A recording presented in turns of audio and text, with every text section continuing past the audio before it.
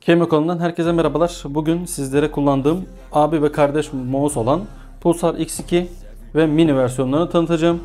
Eline uymayan mouse'u gaza gelip alma uyarımızı yaptığımıza göre kutu açılımıyla başlayabiliriz. I wanna be the greatest. Everybody on the fake shit. I look around and feel like everybody is the fakest. I make this every day and I'm impatient, hoping one day I blow up from the basement. Statement, the top is so vacant. I don't hear shit that I think is amazing. Waiting for my day when I'm playing sold out shows for 1,000 faces. Evet, kutu içerimizde bir adet paracord kablomuz mevcut. Şöyle göstermek istiyorum. Gayet kaliteli. Bir adet USB dongle'ımız ve USB dongle uzatıcımız mevcut. Arkası ise kaymaz yapıda olduğunu söylemek istiyorum. Bir adet Pulsar sticker'ımız, aynı şekilde bir adet de Pulsar kartımız mevcut ve yanında da şöyle kullanma kitapçığı mevcut. Burada ise mouse'umuzun kendisi bulunmakta. Burada Pulsar X2'nin kutusunu açtık fakat mini versiyonunda kutu içeriği aynı olduğunu söylemek istiyorum. Pulsar X2 ve mini versiyonlarının görünüş olarak herhangi bir farklılıkları mevcut değil. Sadece ebatsal bir farklılıkları var. Onları da şu an zaten ekranda görüyor olmalısınız. Diğer mouse'larla karşılaştırması için Harpe videomuza dilerseniz dönelim. Yine en sağdaki mouse Asus Harpe, soldan Razer Viper V2 Pro, Lamzo Atlantis, Pulsar X2, sonra Sora mouse'umuz bulunmakta. Evet, en sağdaki mouse Asus Harpe, soldan saymam gerekirse Razer Viper V2 Pro, beyaz olan Lamzo Atlantis, sonra Pulsar X2, hemen Harpe'nin yanındaki ise Nijutsu Sora mouse'u. Şimdi ise üstten bakalım. Ortadaki Asus Harpe, hemen solundaki Nijutsu Sora, Nijutsu Sora'nın yanındaki ise Razer Viper V2 Pro. Sağına gelmek gerekirse Pulsar X2, Pulsar X2'nin yanında ise Lamzo Atlantis.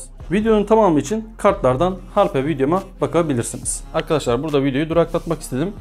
Eğer gerçekten video sizin için faydalı olduysa ya da böyle bir farklılık hissettiyseniz abone olun demeyeceğim. Sadece yorum yazabilir ya da like butonuna basabilirsiniz. Bu da benim ne kadar doğru yapıp yapmadığımı gösterecektir. Anlayışınız için şimdiden teşekkür ederim. Videoya devam edebiliriz. Pulsar X2 ve mini versiyonlarının beyaz, siyah, kırmızı renkleri mevcut. Aynı zamanda Bruce Lee gibi sınırlı sayıda renklerini de bulabilirsiniz. Pulsar X2 mouse'larımız mini versiyonu olsun, normal versiyonu olsun, RGB'li bir mouse değil, sadeliğiyle öne çıkan bir mouse olmuş. Sadelik demişken tam şu kısımda Pulsar, parlayan bir Pulsar yazımız mevcut ve scroll tuşumuzun tam şu kısmı da piyano bilek kaplama olduğunu söylemeden geçmeyelim. Pulsar X2 56 gram ağırlığında, mini versiyonu ise 52 gram ağırlığında. Bu kadar hafif ve delikli yapıya sahip mouse'da herhangi bir gıcırdama, esneme yok. Tabiri caizse kaya gibi bir mouse yapılmış. Şöyle bir salladığım zaman ya da bastırdığım zaman herhangi bir esneme yok. Her ne kadar arkası delikli bir yapıya sahip olsa bile. Her iki mouse'umuzun yapısına gelecek olursak yukarıdan tümsek, aşağı doğru eğilen bir yapıya sahip olduğunu söyleyebiliriz.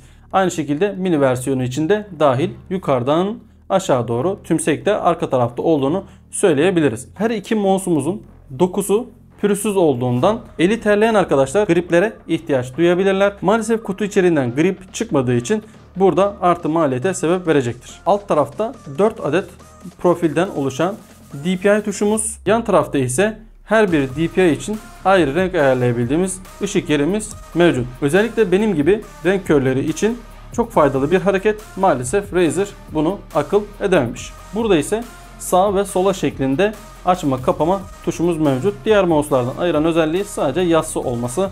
Diğer mouse'larda bazılarında yuvarlak olarak gelmekte.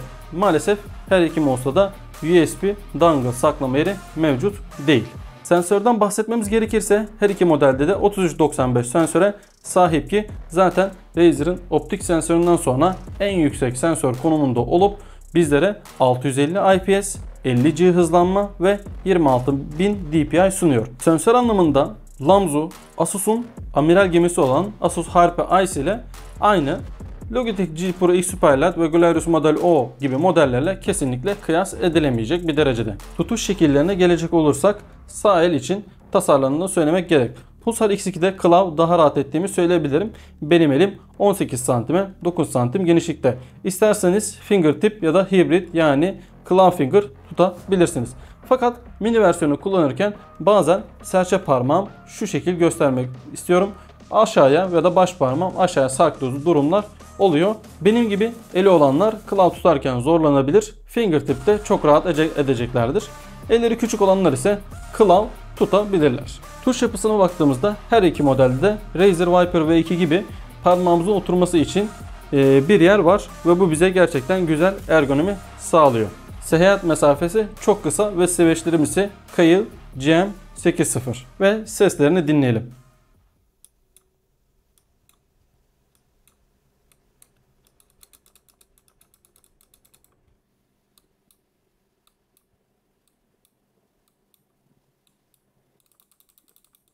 Pulsar X2 ve Mini versiyonlarını ister kablolu ister kablosuz 1 ms raporlama hızı ile 70 saat kullanım süresi bizlere sunuyor.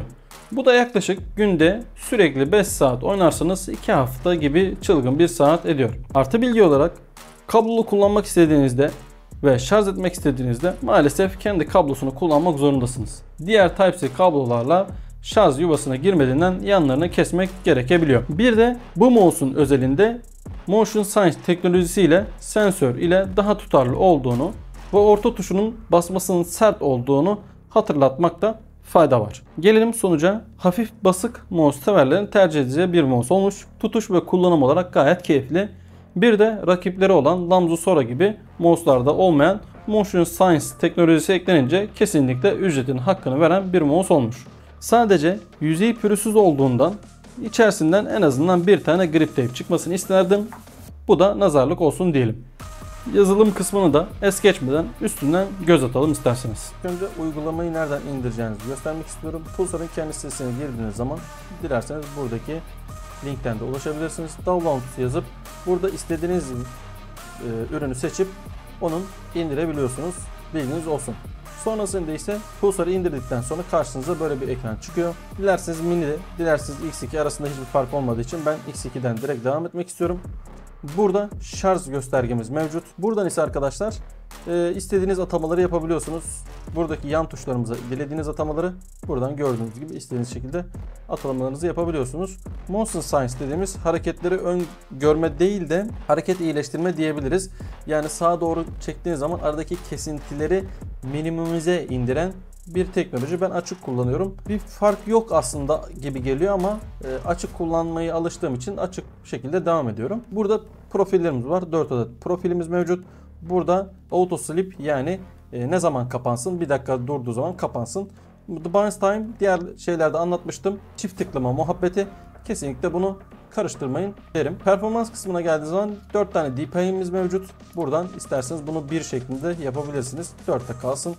DPI tuşumuz da alt taraftaydı. Onu da söylemiştik. Buradan DPI tuşlarımızın her birerlerinin rengini değiştirebiliyoruz. Bunlar benim gibi renk körlerine gayet uygun olduğunu söylemek istiyorum. Yani renk körleri her rengi göremediği için buradan değiştirmemiz bize kolaylık sağlıyor. Pulling rate, raporlama hızımız 1000 Hz. Lift of Dentist 1 ve 2 milim olarak ben 1'de kullanıyorum. Siz bilirsiniz. Ripple, Angel, Snapping bunları buradan ayarlayabilirsiniz. DPI efekt bunu ben kapalı kullanıyorum. Bazıları yani DPI'nizi duruma göre değiştirebildiğinden dolayı ben bunu kapalı tutuyorum. Mouse parametreleri de bu şekil. İşte scroll tuşumuzun double click hızının vesaire ayarlandığı yer.